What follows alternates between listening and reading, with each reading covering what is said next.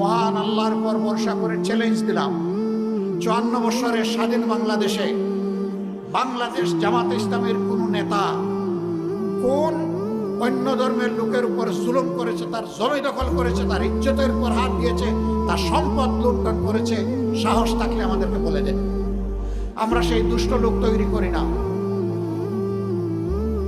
মহান আল্লাহ আমাদেরকে শিক্ষা দিয়েছেন, যেই দেশে মুসলমানরা সংখ্যাগরিষ্ঠ হবে সেই দেশে আল্লাহ বলতেছেন, অন্য ধর্মের লোকদেরকে আমি তোমাদের কাছে আমানত রাখলাম,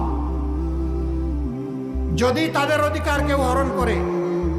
আল্লাহর নবী বলছেন, হাসরের দিন ওই মুসলিম নামের জালিমের বিরুদ্ধে আমার আল্লাহর দরবারে আমি হব বাদী, তার বিরুদ্ধে আমি করব মামলা দায়ের।